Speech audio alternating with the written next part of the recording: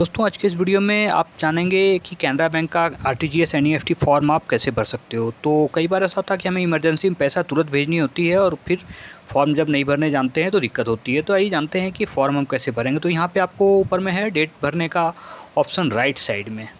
यहाँ पे आपको डेट भरना है और यहाँ पे एप्लीकेशन फॉर एनईएफटी लिखा हुआ है। तो सबसे पहले आपको आना है लेफ़्ट साइड में आपको शाखा मिलेगा टू द ब्रांच मैनेजर। यहाँ पे आपको ब्रांच लिखना है। मेरा ब्रांच दोस्तों मैं दुमका से हूँ तो दुमका सिटी में लिख रहा हूँ।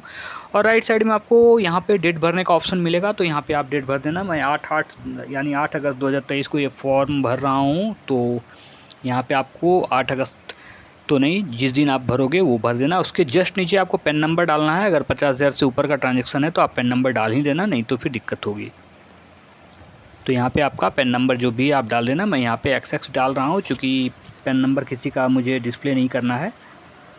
और इसके नीचे आपको आना है दोस्तों। यहाँ पे आपको लिखा हुआ dear sir please remit thought NEFT RTGS sum. यहाँ पे आपको रुपया लिखना है, कितना आप आरटीजीएस या एनईएफटी करना चाहते हो। तो यहाँ पे मैं 2000 लिख रहा हूँ। यहाँ पे अंकों में लिखना है दोस्तों, और इसके बाद आपको यहाँ पे शब्द में लिखना है। बट अगर जैसा कि आप देख रहे हो कि मैं दोनों जगह शब्दों में लिख दिया हूँ। अगर आपसे भी ये गलती होती है तो आपको काटना नहीं है, आपको इसके जस्ट ऊपर में इस तरह से 2000 लिख देना है। बैंक आपको कुछ भी नहीं बोलेगी क्योंकि आपने कट नहीं किया, क्योंकि फॉर्म पे कट नहीं करना है, बस यही शर्त है। और दोस्तों आपको इसके नीचे आपको लिखा हुआ मिलेगा कैश, चेक या फिर डेबिट माय अकाउंट। तो आपको बता दूं कि कैश से आरटीजीएस एनईएफटी करना मुश्किल है, आपको चेक ही लगाना पड़ेगा। तो यहाँ चेक में मैं टिक लगा रहा हूँ। आप अकाउंट से डेबिट का भी ऑप्शन चुन सकते हो। और बात आती है अब इसके नीचे वाला ऑप्शन का। तो यहाँ पे आप सबसे ज़्यादा फंसता है लोग, detail of applicant remitter and detail of beneficiary. तो रिमीटर जो पैसा देने वाला है उसे कहता है, यानी ऊपर में आपको पैसा देने वाला, जो आप अगर आप पैसा दे रहे हो तो ऊपर वाला कॉलम में आप ही को भरना है। तो यहाँ पे आपको अकाउंट नंबर सबसे पहले डालना है। मैं यहाँ पे कुछ भी नहीं डाल रहा हूँ, ऐसे ही एक्स करके क्रॉस कर रहा हूँ। और बट आप ज़रूर यहाँ पे डाल देना। इसके जस्ट नीचे आपको चेक नंबर मिलेगा। यहाँ पे आप चेक से जब पेमेंट करोगे तो चेक नंबर आपको यहाँ पे लिख देना है, चेक का डेट लिखना है। और इसके यहाँ पे आपको जस्ट नीचे यहाँ पे लिखा हुआ मिलेगा आपको चेक नंबर। तो चेक नंबर आपको यहाँ पे डाल देना है। और इसके नीचे आपको मिलेगा रिमीटर का नाम। तो मेरा नाम सुनील कुमार है दोस्तों। अगर चैनल को अब तक सब्सक्राइब नहीं किया तो भाई चैनल को सब्सक्राइब कर लेना। और यहाँ पे नाम के जस्ट नीचे आपको एड्रेस मिलेगा, यहाँ पे आपको लिख देना है अपना एड्रेस। मैं दुमका लिख रहा हूँ। और इसके नीचे आपको मोबाइल और अदर नंबर, यानी कोई भी मोबाइल नंबर आपको यहाँ पे डालना है। तो मैं यहाँ पे डाल रहा हूँ 94313, यहाँ पे नंबर मैं डाल रहा हूँ। और इसके जस्ट नीचे आपको मिलेगा डिटेल ऑफ बेनिफिशियरी, यानी जिसको बेनिफिट हो रहा है, ये आप जान लो जिसको आप पैसा भेज रहे हो, उसका नाम आपको सबसे पहले लिखना है। जैसा कि मैं अगर अमित कुमार को नाम से किसी व्यक्ति को भेज रहा हूँ तो मैं उसका नाम यहाँ पे लिख रहा हूँ। नाम आपको साफ साफ लिखना है और कट नहीं लगाना है फॉर्म में। बस यही शर्त रहती है बैंकिंग में कि आपको कट नहीं लगाना। इसके जस्ट नीचे आपको उसका अकाउंट नंबर डालना, अगले का अकाउंट नंबर, यानी जिसको आप पैसा भेज रहे हो उसका अकाउंट नंबर आपको डालना है दोस्तों।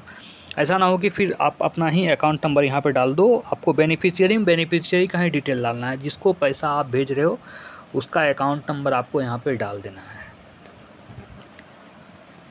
इसके नीचे आपको ऑप्शन मिलेगा दोस्तों रिकन्फर्म, यानी दोबारा आपको भरना है, क्योंकि अगर कोई गलती होती है तो बैंक फिर जिम्मेदारी नहीं लेगी, इसलिए आपको दोबारा यहाँ भरने बोला जाता है। और अगर आप कौन से बैंक में कौन सा अकाउंट में और कौन से बैंक में उसका डालना चाह रहे हो, जैसा कि स्टेट बैंक ऑफ इंडिया में अगर आप डालना चाह रहे हो तो यहाँ पे स्टेट बैंक ऑफ इंडिया में डाल रहा हूँ। अगले का आपको बैंक नेम लिखना है, क्योंकि आप किसी भी बैंक में किसी भी नाम के बैंक में, यानी कोई भी बैंक, इंडिया के कोई भी बैंक में आप पैसा भेज सकते हो। बस आपको उसका नाम लिखना है, उसका IFSC कोड लिखना है, उसका एड्रेस लिखना है। इसके जस्ट नीचे आपको मिलेगा दोस्तों IFSC कोड 11 डिजिट, यहाँ पे आपको भर देना है। IFSC कोड भर देना है आपको दोस्तों। यहाँ पे जो भी है उसका IFSC कोड ब्रांच का आपको पता ही होगा, अगर आप पैसा भेज रहे हो तो आप उसका IFSC कोड यहाँ भर देना। और इसके जस्ट नीचे आपको मिलेगा ब्रांच का एड्रेस। तो मैं यहाँ पे रांची भर रहा हूँ, ये रांची झारखंड की राजधानी है। और ये हो गया दोस्तों complete. Sender to receiver information if यानी यदि आपको एक्स्ट्रा इन्फॉर्मेशन हो तो आपको भरना है, बट उसको छोड़ देना है। इसके जस्ट नीचे आपको मिलेगा और यहाँ पे टर्म एंड कंडीशन के बारे में दिया गया है। 49,999 से ऊपर अगर आप यूज करते हो तो आपको पेन देना मैंडेटरी हो जाता है, cash permission using this facility, और फ़ोटो आईडी प्रूफ भी आपको देना ज़रूरी हो जाता है। तो दोस्तों ये सब आपको कुछ भी देखना नहीं है, और अगर आप डिक्लेरेशन पढ़ना चाहते हो तो भाई पढ़ भी लेना, बट उससे कुछ फ़र्क नहीं पड़ता है। और यहाँ पे आपको जो 3 बॉक्स दिखेगा, इसमें दिखेगा primary applicant, joint and joint if double, यानी जॉइंट एप्लीकेंट 2। तो यहाँ पे मोस्टली जो है सिंगल ही अकाउंट के ओनर होते हैं, तो वहाँ पे आपको सिग्नेचर कर देना। बाकी इसके नीचे का जो ऑप्शन है ये कस्टमर एक्नॉलेजमेंट, ये ऑफिस यूज ओनली है। और इसके जस्ट पीछे दोस्तों ये जो ऑप्शन दिख रहा है ये हिंदी में फॉर्म भरने का ऑप्शन दे रही है, क्योंकि बैंक जानती है कि सभी लोग इंग्लिश नहीं जानते हैं। अगर कोई हिंदी में भरना चाहे तो हिंदी में भर सकता है। और ये फॉर्म कंप्लीट हो चुका है, बहुत ही ईजी है इसको भरना, जैसा कि देखने